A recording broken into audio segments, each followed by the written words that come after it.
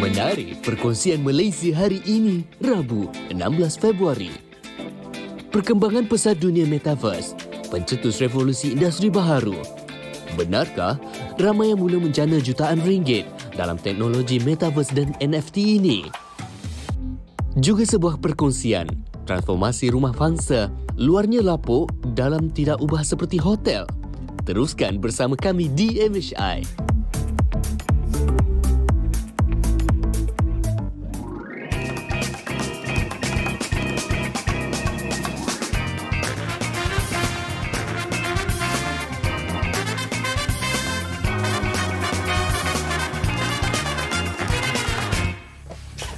Bismillahirrahmanirrahim. Assalamualaikum warahmatullahi wabarakatuh. Selamat pagi.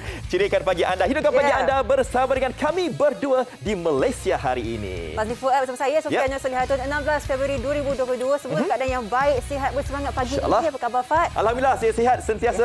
Walaupun dah mencapai 1 tahun meningkat, tetapi masih lagi kelihatan macam inilah.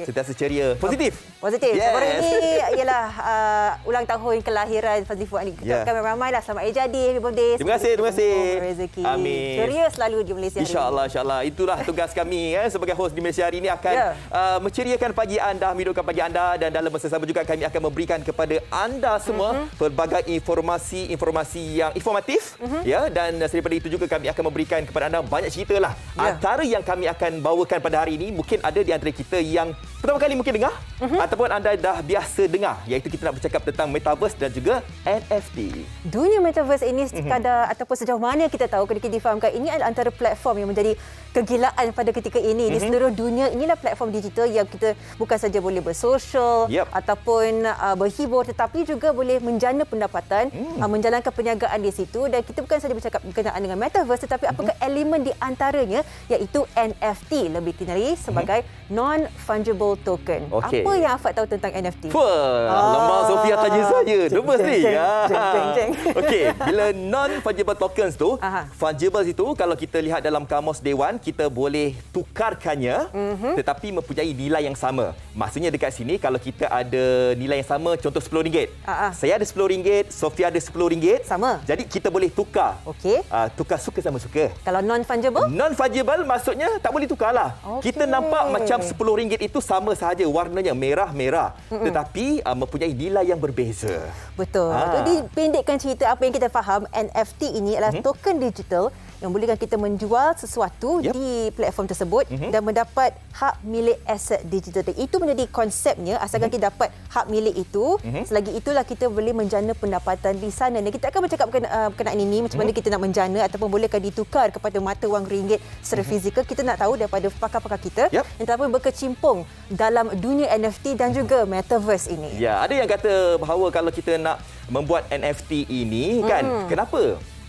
Dan apabila saya dah membuat kajian, ada di antara mereka ini yang membuat perniagaan NFT ini, salah satunya adalah untuk menunjukkan kemewahan, untuk menunjukkan kekayaan. Dalam masa sama juga adalah untuk koleksi peribadi dan juga salah satu lagi yang saya rasa berbaloi adalah untuk pelaburan. Itu akan kita kongsikan nanti bersama dengan pakar nanti. Ramai sebenarnya yang telah pun menjana banyak duit dari sini. Ada seorang di Indonesia lah, kalau kita lihat kan, seorang adik kecil ini mengambil gambar selfie-nya sahaja dan mampu menjualnya dalam nilai NFT sehingga berjuta-juta USD. Mungkin hari ini bayangkan. Betul. Hari ini bila tengok Malaysia hari ini macam terfikir, ada ni koleksi peribadi yang belum lagi di-mint atau beri-upload. Nanti kita akan kongsikan bagaimanakah caranya. Okey. Untuk permulaan ini kita nak kongsikan ini buat duit dalam dunia NFT ni. Akhirnya bolehlah juga kan buat duit kan.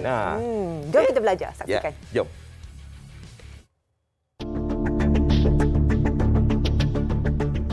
Kemajuan teknologi menyaksikan banyak perniagaan mula mengalihkan operasi mereka ke dunia maya. Bagi Muhammad Hussein Harun, 29 tahun, kewujudan pelbagai platform di dunia maya membolehkan dia memasarkan hasil kerjanya kepada khalayak yang lebih besar. Biarpun berkelulusan ijazah sarjana muda dalam perniagaan antarabangsa, bidang seni reka tetap menjadi minatnya sejak berusia 15 tahun. September tahun lalu, anak muda ini mula bergiat aktif menjual karya seninya di platform yang dikenali sebagai Pentas.io.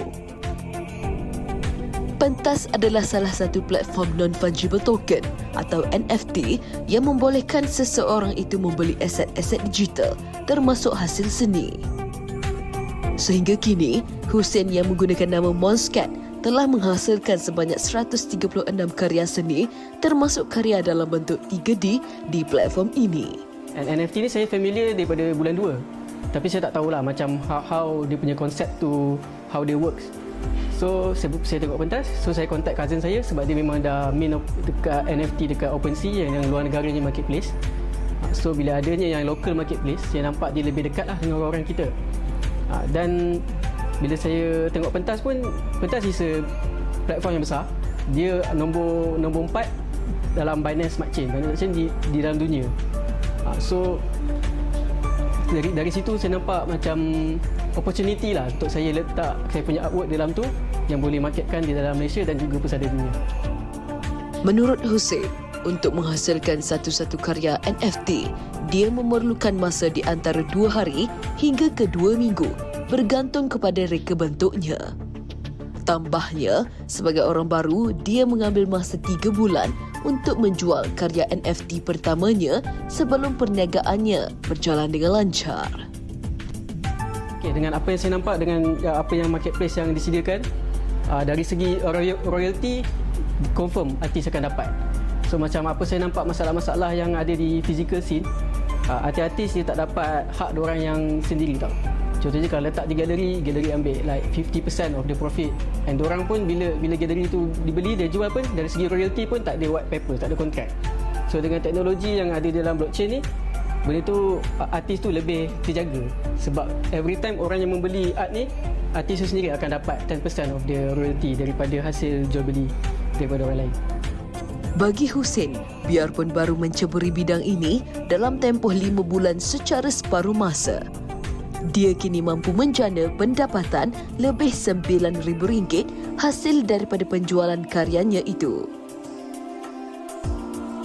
Kalau boleh, saya nak membuka di mana NFT ni dia ada pelbagai aspek yang ada, bukan sekadar art sahaja. Memang art betul dia untuk menjaga artis, dan juga kita juga menjual produk digital juga di dalam pada masa depan atau juga masa sekarang. So benda ni adalah sebagai awareness kepada semua perlu tahu yang NFT ni hanya bukan sekadar art. Sebab bila kita beli, kita boleh pakai. Itulah NFT. Walaupun seni lukis dan seni reka NFT ini agak baru, namun perniagaan tanpa batasan ini menjadi platform yang tepat untuk menjana pendapatan secara maya tanpa mengira latar belakang individu tersebut.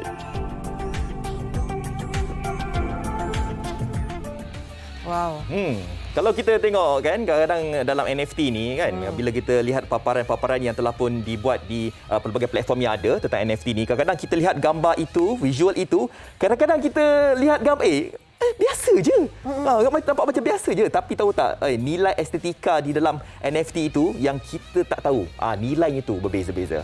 Ya. Apakah yang menjadi orang kata titik penilaian bagi satu karya itu ataupun yang dimuatnai di NFT itu sebagai satu yang sangat-sangat diingini oleh orang ramai? Kita akan ketahui apakah perinciannya. Sebab kita nak melabur ni, kita kena tahu juga, jangan kita melabur buta-buta. Di hari ini kita pelajari apakah caranya untuk kita melabur dalam dunia NFT dan juga Metaverse. Ya, segalanya di Malaysia hari ini sebentar lagi. Jangan ke mana-mana.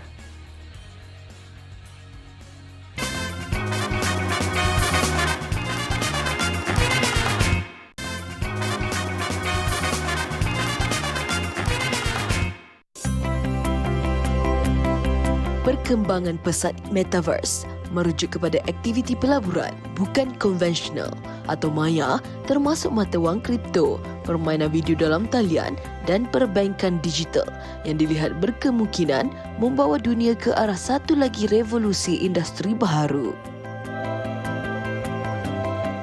Metaverse merujuk kepada taman permainan maya untuk orang ramai berkongsi pelbagai aktiviti sama ada untuk bekerja, bersekolah, bersenam atau sekadar untuk berseronok. hubungan utama antara Metaverse dan NFT adalah berkaitan dengan aset digital dan cara memberi nilai. Metaverse akan membolehkan orang ramai mempamerkan bentuk digital seni dan harta benda, dan NFT akan membenarkan mereka meletakkan harga pada kandungan tersebut dengan bukti pemilikan. Sebagai contoh, seorang pelajar dari Universiti Semarang, Indonesia berjaya menjual kumpulan gambar swafotonya yang diambil setiap hari selama 5 tahun dengan harga lebih kurang RM4.1 juta. Dengan erti lain, NFT merupakan satu platform yang menukar barangan digital seperti lukisan sehingga kepada barang digemari pengumpul yang tidak boleh disalin. Persoalannya, benarkah konsep ini dapat menjana pendapatan penghasil karya sehingga mencecah jutaan ringgit?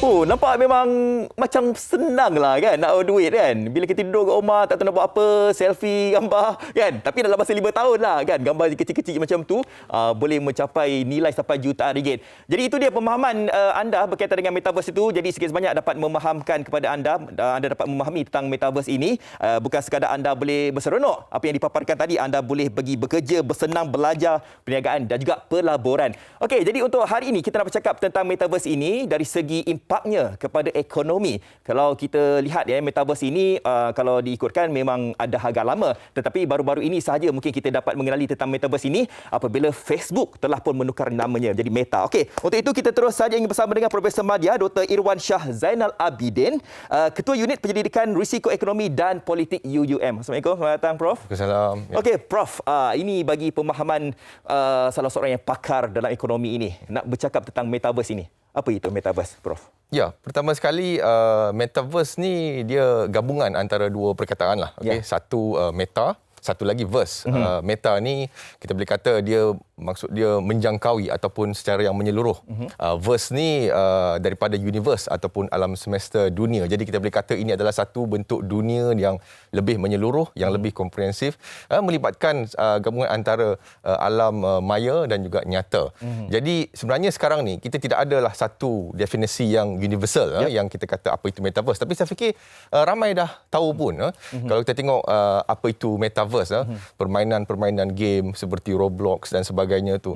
Tapi di dalam perniagaan, di dalam pelaburan ekonomi, Metaverse ini dia sudah pun mula menjadi diperkatakan apabila pada tahun lepas Facebook telah pun mengubah menjenamakan syarikat mereka menjadi Meta tu. Dan perkataan Metaverse ini pun sebenarnya telah pun digunakan pada tahun 1992. Dia ada satu novel tu. Novel tajuk novel tu Snow Crash yang ditulis oleh Neil Stephenson. Jadi dia science fiction. Tapi tengoklah itu tahun 1992. Sekarang dia sudah nampak menjadi satu yang realiti dan kita pun melihat bagaimana Metaverse ini mempunyai satu peluang yang bagi saya sangat besar. Tapi pada ketika ini kita masih lagi berada di peringkat awal lah bila kita kata Metaverse ini, dan mungkin dijangkakan dalam masa mungkin 5 ataupun 10 tahun dia akan menjadi satu bagi saya satu bentuk ekonomi yang kita perlu bersedia dan juga mengambil peluang daripadanya lah. Betul. Kalau kita tidak bermula sekarang, bila lagi kan untuk kita nak memulakan Metaverse ini? Kita tahu bahawa NFT ini merupakan salah satu daripada cabang dalam Metaverse ini. Tetapi kita ingin melihat dari sudut pandang yang jauh pula. Kita ingin lihat dari segi sudut pandang ekonomi. Adakah Metaverse ini juga boleh memberikan impak kepada ekonomi kita, Prof? Ya. Kalau kita tengok Metaverse ini, seperti yang saya katakan tadi, jadi dia boleh kita katakan melibatkan 3 elemen utama lah. Baik. Kita katakan blockchain. Blockchain ini pun elemen yang disebut NFT tadi. And then of course augmented reality, virtual reality, dan juga of course Web 3.0. Jadi bagi saya, sebagai penganalisis dan juga saya melihat kepakaran saya dalam ekonomi, bagi saya apa-apa bentuk perubahan dalam teknologi ini, kesan dia bukanlah sesuatu yang deterministik. Jadi kita tidak boleh kata okey, dia mesti seperti ini ataupun seperti ini. Tapi kita tahu ada dua senario utama lah. Pertamanya of course bentuk yang kita kata lebih dystopian ataupun yang kita kata lebih berbentuk negatif.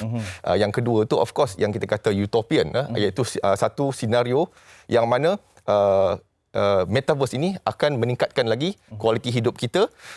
Seperti kalau kita kata metaverse ini boleh menghapuskan kemiskinan. Kenapa tidak? Ini bagi saya satu possibility yang kita pun nak. Tidak ada lagi isu kemiskinan. Kita tengok isu ketidakseimbangan agihan pendapatan dapat diatasi. Tidak ada lagi isu yang berkaitan dengan inequality, agihan sumber pendapatan yang lebih adil. Kita ada satu masyarakat yang kita kata lebih terbuka. Jadi ini bagi saya sesuatu yang baik. Namun begitu, of course, kita perlu juga bersedia. Kalau tidak, possibility keadaan-keadaan yang kita kata seperti dystopian itu, contohnya dari segi mungkin siapa yang akan memiliki dari segi wealth ataupun kita kata harta-harta baru ini. Ini yang kita perlu fikir. Kita tidak mahu akibat daripada metaverse ini yang kaya semakin kaya, yang miskin pula tidak mendapat peluang. Jadi ini yang saya fikir perkara yang kita perlu elakkan. Begitu juga bila kita cakap berkenaan dengan metaverse ini, of course sebagai pengguna, sebagai pemilik yang bermain di dalam bidang ekonomi ini, persoalan-persoalan asas ekonomi itu pun perlu dilihatlah dan dibincangkan semula. Apa, berapa, bagaimana, untuk siapa. Jadi ini semua bagi saya penting. Dan sekali lagi kita juga tidak mahu melihat di masa hadapan adanya berlaku bentuk yang dikatakan sebagai satu bentuk authoritarian ataupun digital dictatorship lah yang kita panggil. Jadi ini mungkin kita boleh elakkan kerana kita tidak mahu bahawa mungkin ada sesetengah pihak yang mengawal data-data ini ataupun wealth ataupun kita kata ini semua kita boleh kata satu aset-aset baharu, aset-aset digital ini yang menyebabkan dari segi privacy, dari segi mungkin keselamatan kita punya aset ini menjadi sesuatu yang tidak dikatakan tidak begitu selamat. Dan kita juga perlu pastikan bahawa metaverse ini menyebabkan dapat meningkatkan kita punya kualiti hidup dan memberikan kebaikan kepada kita semualah. Jadi dia tidak hanya kita kata berada pada satu sektor kewangan, apa yang kita panggil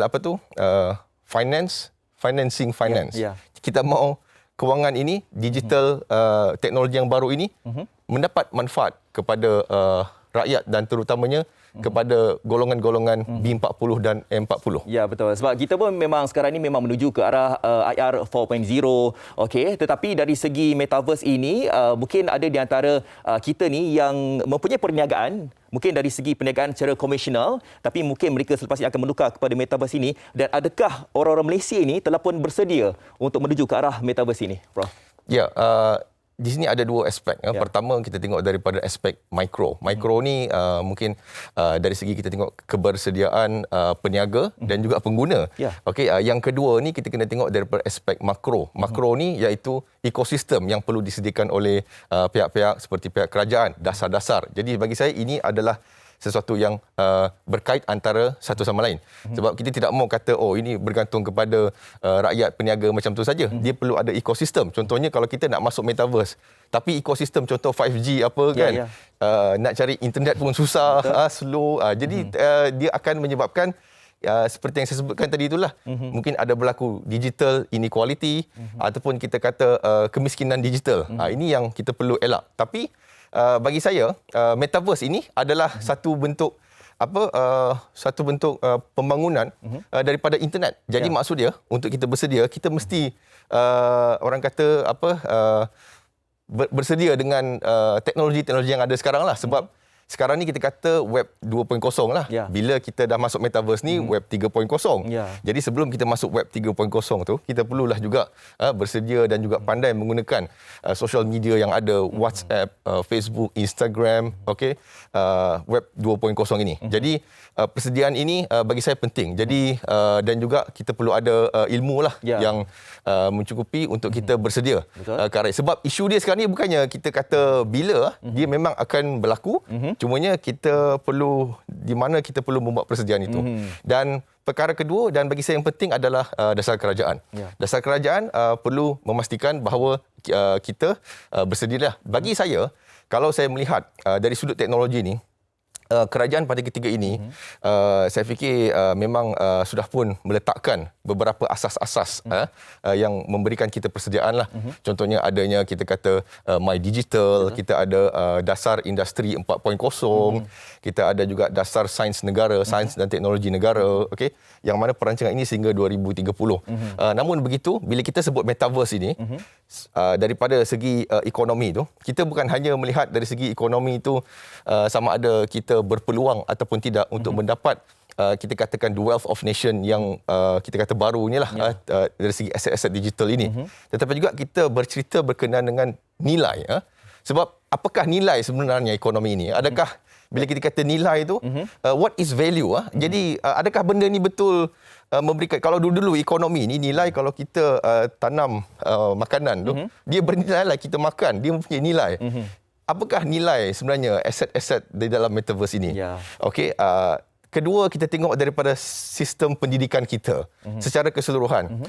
Jadi persediaan terhadap metaverse ini, adakah anak-anak kita sekarang belajar dekat sekolah ni, adakah ini ilmu-ilmu ataupun kemahiran yang kita perlukan untuk bersedia kepada metaverse ini? Itulah dia. Kita dah pun memperkatakan tentang metaverse ini. Proho dah banyak sebenarnya bercakap tentang metaverse ini kan. Jadi itulah dia pemahaman berkaitan dengan metaverse ini, dan sebenarnya kerajaan pun banyak juga bantu sekarang ini ke arah pendigitalan kan, dasar-dasar yang telah pun dibuat oleh kerajaan. Kiranya anda bersedia atau tidak, itu sahaja kan. Platform sekarang dah ada kan. Okey, baik, kita ingin dengarkan ini kata orang ramai, apakah yang mereka faham mengenai NFT ini. Jom kita saksikan. Macam saya sendiri dah berjinak dengan dunia NFT. Apa yang saya boleh cakap, NFT ni membuka peluang untuk pada sesiapa saja untuk create art yang fresh, yang baru. NFT ni ibarat macam investment dalam bentuk art yang selamat untuk artis atau kreator yang join lah. Saya terlibat dalam dunia cryptocurrency dah lebih kurang 3-4 tahun. So daripada situ bermulalah minat saya bila orang dah mula bercakap tentang NFT. Apa yang saya nampak, nama-nama besar seperti Facebook, Google, Samsung dan macam-macam lagi lah, nama-nama besar di dunia sudah mula ke arah to adopt NFT dan metaverse juga.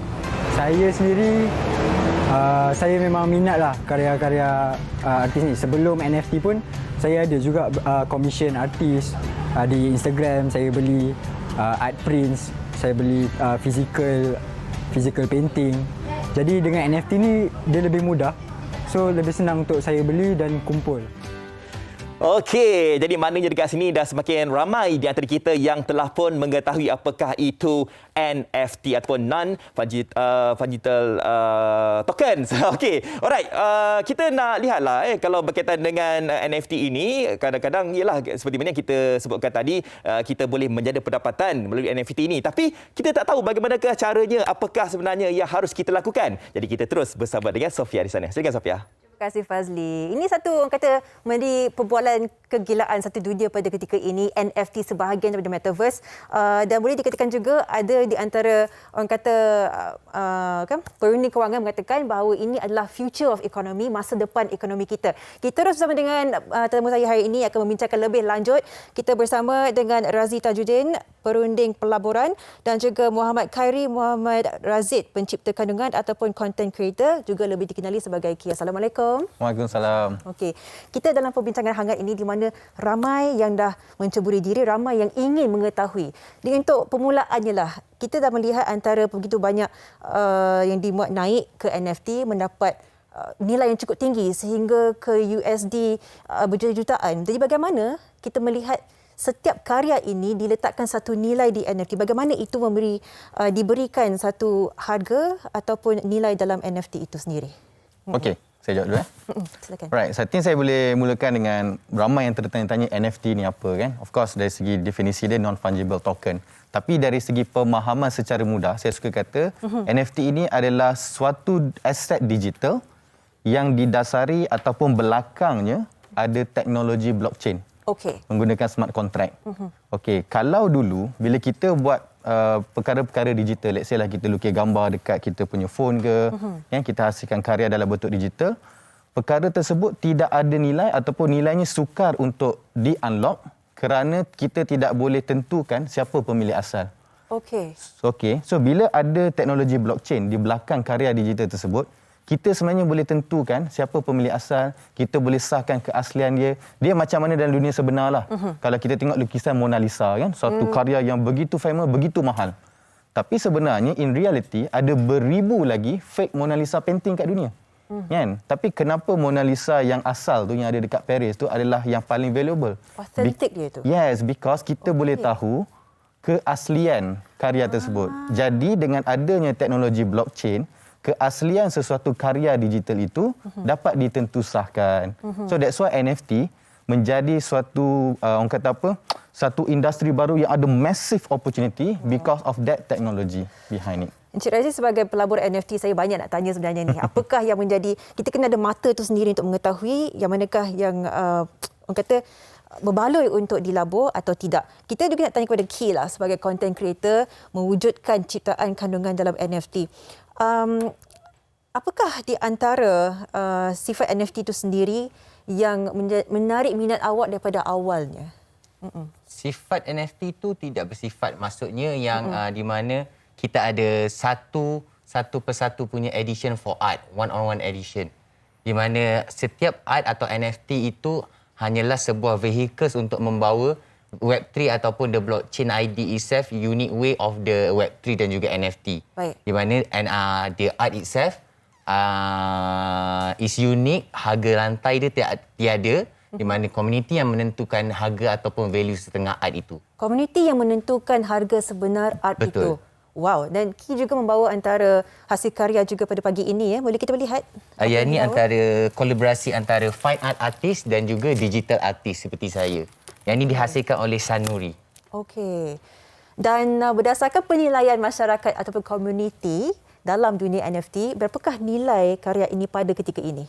Berapa $2,000. $2,000. Anda sedang Yes. melihat karya yang bernilai $2,000 di NFT dan wow. Sanuri menghasilkan 3 artwork. Itu yang dimaksudkan dengan one-on-one. Okey. Sanuri sebagai fine art artist, dia menghasilkan physical dulu dan didigitalkan untuk dijual di blockchain dan juga NFT.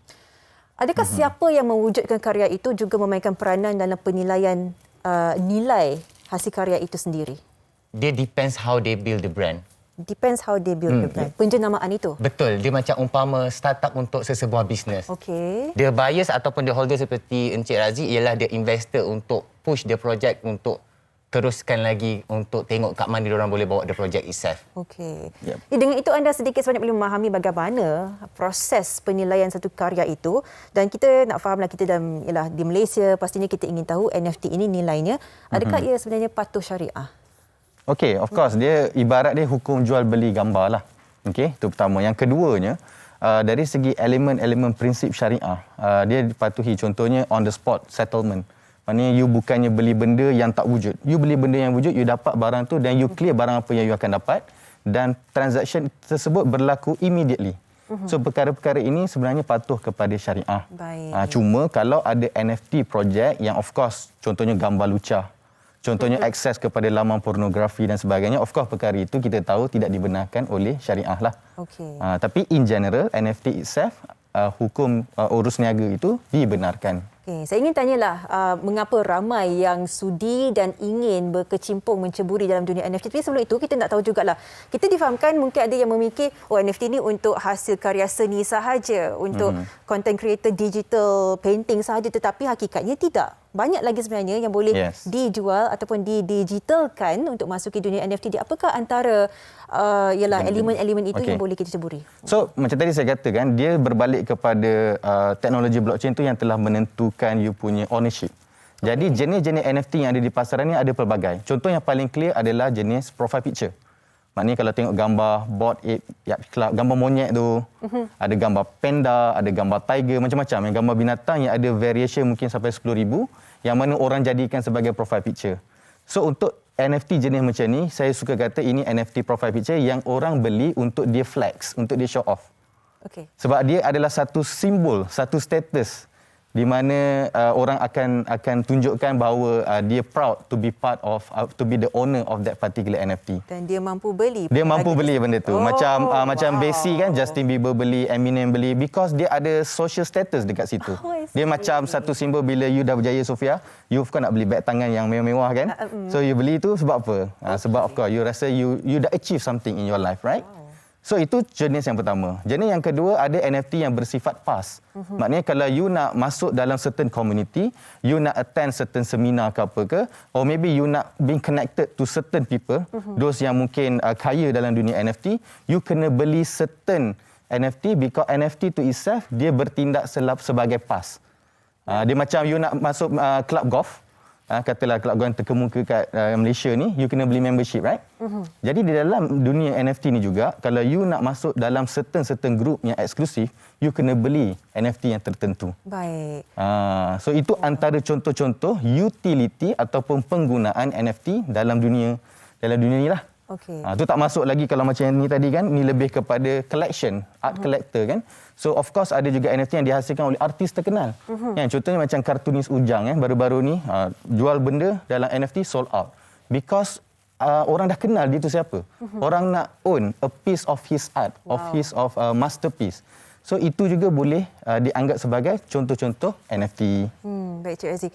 Ki, kita nak fahamlah daripada sudut mereka yang mewujudkan di dunia NFT untuk dijual, untuk mencari orang untuk melabur dan sebagainya, itu memang satulah. Tetapi bagi mereka, the masses, orang ramai untuk berada di dalam dunia NFT dan melaburkan wang, mengapakah ini menjadi, orang kata, kegilaan masyarakat dunia pada ketika ini? Adakah ia benar-benar menjanjikan, orang kata, satu better economy ataupun better buying power? Adakah itu hakikatnya sekarang dalam pandangan Ki sendiri? Saya rasa macam saya setuju dengan Cik Razi kata tadi. Cik Razi kata yang berkenaan NFT itu luas, macam a social status.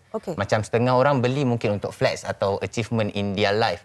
Tapi kita terikut dengan trend. Contohnya, kenapa we follow kita nak beli Apple, iPhone misalnya, kenapa kita nak beli Samsung ataupun sesetengah barang itu, sebabkan kita the fear of missing out. Orang lain dah beli, kita tak nak tinggal. Contohnya yang paling best, bubble tea. Semua orang mesti dah pernah rasa. That value ataupun that hype ataupun the fear of missing out tu yang akan akan trigger sesetengah orang. Mungkin sekarang the public atau the community tak tahu, tapi bila the news ataupun the other platform keep on educating, dia orang akan tahu. Sebab apa?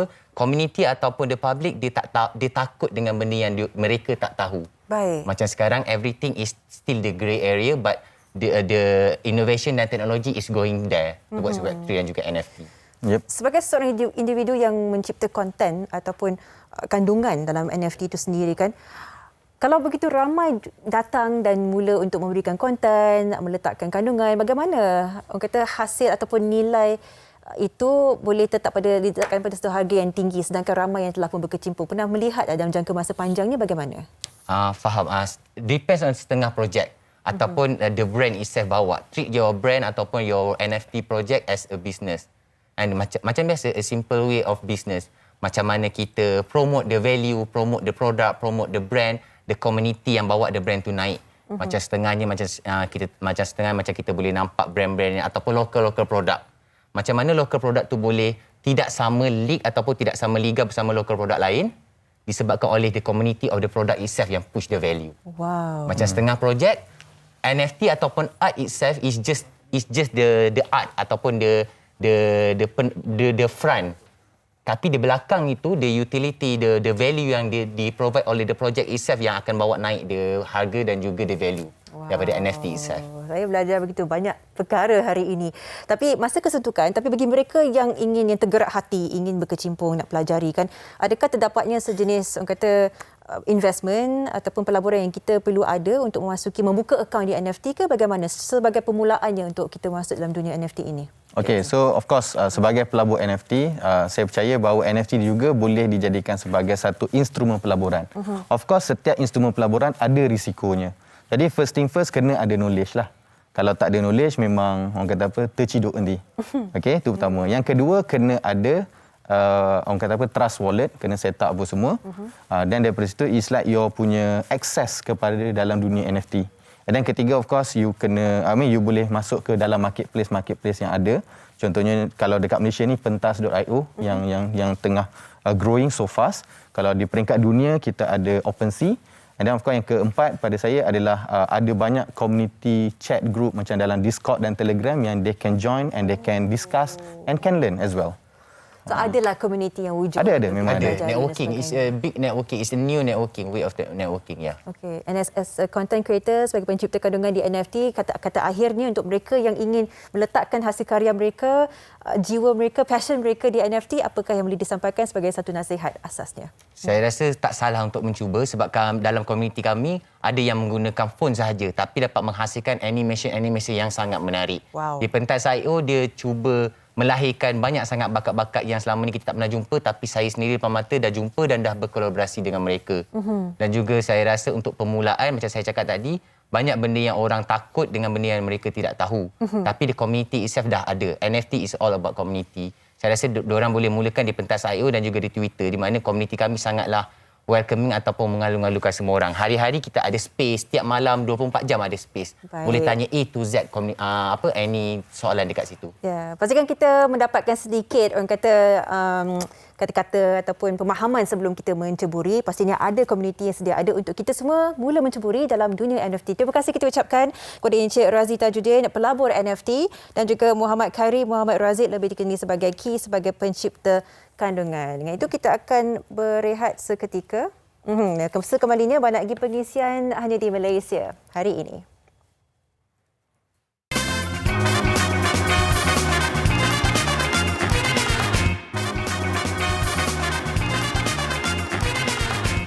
Baik, masih menghidupkan pagi anda di Malaysia hari ini dan kita akan membincangkan berkenaan dengan topik Citra Warna Keluarga Malaysia 2022. Kita terus bersama dengan Encik Muhammad Razi Omar, Setiausaha bahagian pengurusan acara. Assalamualaikum Encik Razi. Waalaikumsalam. Terima kasih meluangkan masa. Baik, kita berbicara berkenaan program ini, mungkin memberikan sedikit mukadimah berkenaan program Citra Warna Keluarga Malaysia 2022. Silakan. Terima kasih. Assalamualaikum warahmatullahi wabarakatuh kepada MHI kerana diberi peluang kepada saya khususnya untuk sedikit berbicara tentang Citra Warna Keluarga Malaysia 2022 yang mana kita akan laksanakan di Kuching Waterfront pada 24 hingga 27 Februari ini. Jadi kita mulakan hari ini dengan ceria, dengan citra warna-warni, dengan keindahan senyuman dan sebagainya lah Tun. Saya suka kongsi di sini program Citra Warna adalah satu program yang kita selama ini kita telah laksanakan sejak tahun 1999 lagi dan yang terakhir pada 2017. Dan kali ini kita mulakan untuk tahun 2022 yang mana gap dalam 3 tahun, tempoh 3 tahun itu kita tidak terikat, kita tidak dapat melaksanakan program yang acara yang besar-besar lah. So suka saya maklumkan berkongsi di sini Citra Warna Keluarga Malaysia yang mana seperti saya sebut tadi kita laksanakan selama 4 hari bermula pada 24 hingga 27 Februari bertempat di Kuching Waterfront, yang mana pelaksanaan kita buat ini adalah secara fizikal dengan mengamalkan kaedah pembudayaan norma baru. Sebab kita dalam tempoh 2 tahun lebih kita terkurung dalam rumah, kita tidak bebas, kita nak pergi ke mana-mana pun dengan mengikuti dengan kaedah mematuhi dengan SOP yang ditetapkan kan.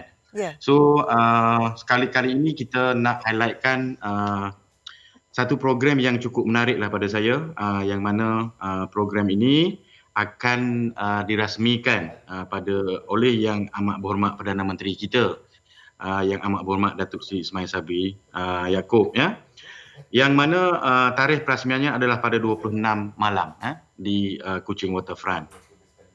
Jadi suka sedikit saya sentuh berkenaan dengan matlamat utama penganjuran program ini adalah untuk mendekatkan masyarakat umum, khususnya masyarakat kita di negeri Sarawak, dengan kegiatan aktiviti seni budaya dan pelancongan Malaysia, serta mempromosikan, tidak lain tidak bukan, mempromosikan Bandaraya Kuching sebagai bandaraya kreatif yang telah diberi pengiktirafan oleh UNESCO pada tahun lepas.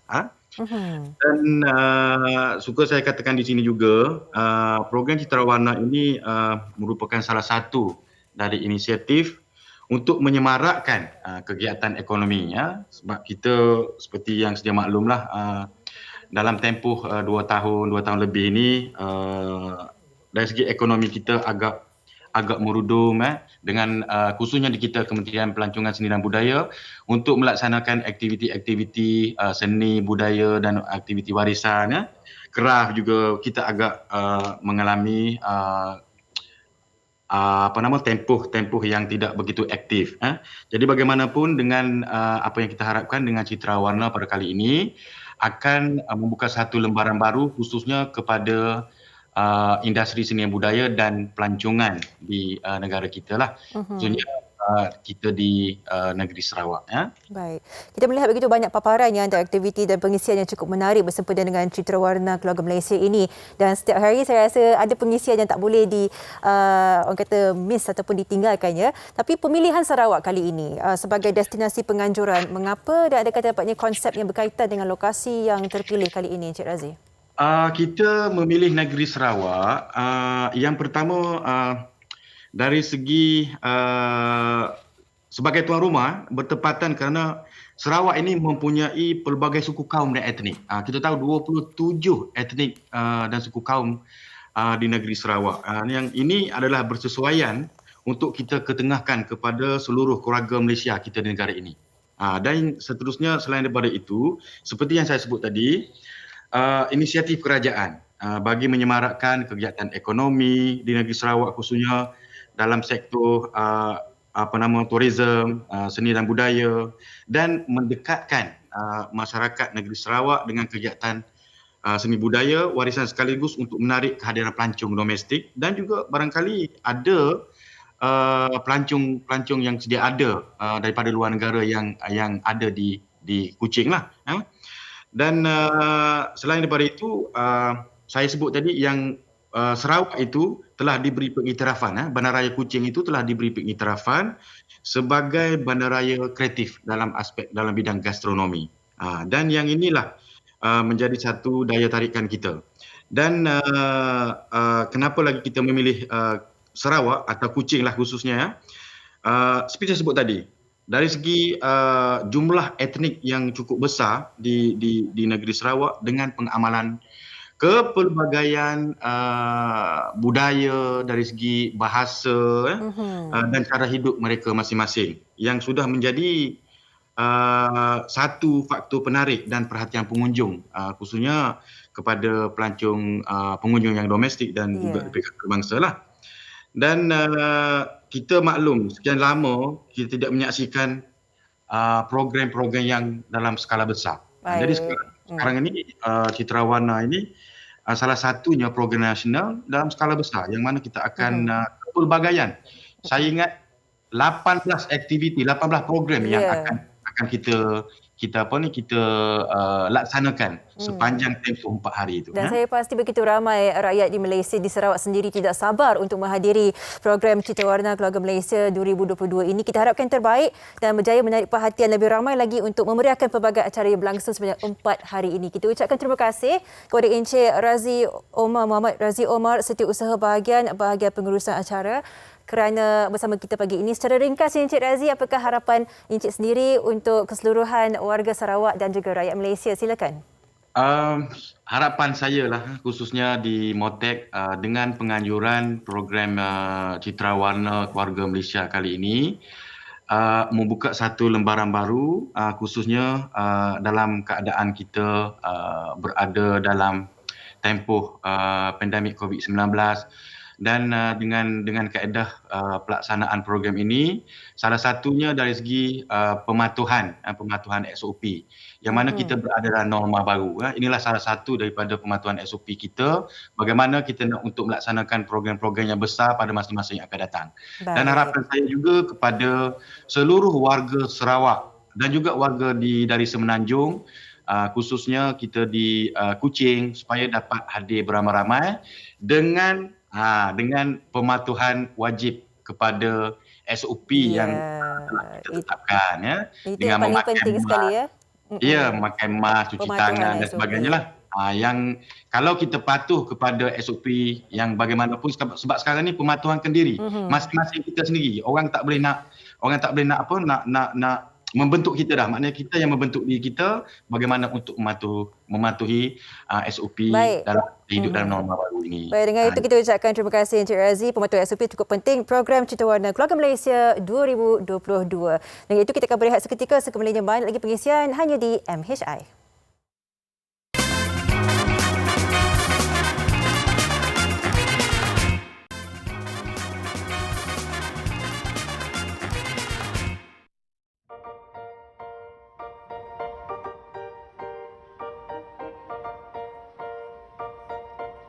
Apabila disebut sahaja flat atau rumah pangsa, seringkali tanggapan yang kurang menyenangkan berlega di fikiran sesetengah individu. Berbeza dengan rumah pangsa pandan utama di Ampang, Selangor yang tular baru-baru ini. Dari bahagian luar, bangunan 12 tingkat ini kelihatan sama seperti perumahan kos rendah yang lain. Tetapi apabila menjengah ke bahagian dalam bangunan, suasana persekitarannya terus berubah. Ruang lobi di setiap tingkat dihias cantik dengan konsep yang berlainan mengikut kreativiti dan bajet penduduk setingkat. Benda ni terjadi semasa PKP pertama. Pekerja-pekerja banyakkan tidak boleh dikeluarkan jarak antara 10 meter ke luar kawasan. Makna dia orang tak banyak kontrak dan pekerja-pekerja yang makan gaji tidak boleh keluar rumah. Makna membosankan. Untuk mengelakkan pembosan tu, penduduk berbakat. Macam mana kita nak buang masa? Ada timbul idea-idea penduduk untuk mengindahkan kawasan-kawasan rumah ni dengan cara-cara macam mana. Selain kerjasama dengan Badan Pengurusan Bersama JMB dan Persatuan Penduduk, projek dekorasi ini turut mendapat sokongan daripada Majlis Pembandaran Ampang Jaya MPAJ. Bagi menggalakkan lagi penduduk untuk menceriakan kawasan, pihak MPAJ menganjurkan pertandingan tingkat tercantik. Kerusi juga disediakan berhadapan lift di beberapa tingkat bagi penduduk terutamanya warga emas untuk duduk sementara menunggu giliran menggunakan lift. Kemudahan seperti cecair pembasmi kuman dan kertas tisu turut diletakkan di hadapan lift bagi kegunaan orang ramai. Dinding di bahagian tangga tingkat 8 pula diceriakan dengan lukisan mural hasil air tangan Nurul Atika Suhal, 25 tahun, yang menyiapkannya dalam masa 2 hari sahaja. Macam saya dah lama duduk sini dari saya darjah 1 sampai saya sekarang dah 25 tahun. Semua orang nak rumah bersih, semua orang nak keliling dia bersih. Tapi alhamdulillah area kita orang semua jaga kebersihan. Kalau macam saya untuk mural ni semua, saya minat lukis. Jadi tangga ni kosong. Saya keluarkan kelebihan saya dekat sinilah. Mengikut bajet masing-masing. Macam saya, kita orang ada kumpul duit dana setiap floor. Jadi saya gunakan duit ada tu buat apa yang patut. Tinjauan tim MHI ke rumah pangsa pandan utama mendapati kebersihan persekitaran sangat dititik beratkan oleh penduduk.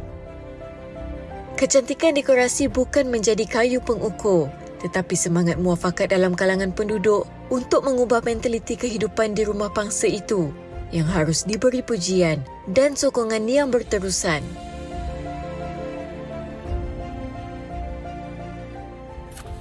Itu kata keinginan untuk mencantikkan kawasan ruang rumah dan saya rasa seni untuk kata freehand lukis kat dinding tu bukan semua boleh buat ya. Oh tak. Saya respect benda tu. Respect kan. Rasanya rumah sewa dekat sana dah mahal lah. Kan? Mahal lah. Tengok luaran lain, dalaman lain. Okey. Kita lihat ni dia. Di meja Maxos hari ni kita nak bawakan Omicron tak sebabkan hilang deria bau. Ini kita perlu cakna tentang perkara ini sebab kadang-kadang kita rasa macam tak sedar badan, kita rasa macam apa? Ada bau. Orang cakap positif tapi ada bau. Itu adalah disebabkan mungkin Omicron ini. Antara gejala utama di bawah varian Omicron adalah sakit kepala dan loya. Jadi orang ramai yang punya gejala demam dan sakit kepala dinasihatkan mendapatkan rawatan segera. Jadi kita tak boleh nak menyamakan orang kata simptom-simptomnya tetapi kita kena caknalah perbezaan di antara Delta dan juga Omicron. Betul. Okey, ini berita yang menyedihkan di mana gajah betina ditemukan mati di tepi jalan. Ini adalah berkemungkinan daripada gajah itu termakan racun ataupun baja tanaman kebun. Kesian kan kalau gajah ni. Kalau kita lihat penduduk kampung ni lebih sebulan melihat sekumpulan 7 ekor gajah berkeliaran. Tapi tengok seekor ni dah mati. Nampak dia punya kat mata tu dia sempat menangislah kan, menahan kesakitan itu. Sangat menyedihkan. Jadi kita orang kampung kalau kita melihat orang kata pergerakan yang luar biasa mungkin kita laporkan kepada pihak berkuasa tempatan untuk mereka betul-betul membantu haiwan-haiwan ini. Betul. Baik. Kita ada yang dibawakan hari Isnin, bukan Isnin. Besok Khamis. Hari Khamis. Okey, hari Khamis kita bawakan untuk anda isu merokok di tempat yang tidak dibenarkan. Rasa ni ramai yang dah lupa ni. Saya semalam pergi sama mak, ada seorang India tu, dia sokok jauh. Saya respect. Dia punya bawang kat meja. Itu tindakan yang harus kita buat selepas ini. Kalau nak merokok, jauh daripada tempat yang kita makan itu. Okey. Jaga sekeliling kita ya. Ya, betul. Kita meluangkan masa bersama saya dan juga Fad. Ya, Sofia dengan cerita nak buat NFT. Silakan lepas ni. Lepas ni. Okey. Ya, saya sama. Okey, jumpa lagi nanti. Assalamualaikum. Bye-bye. Bye.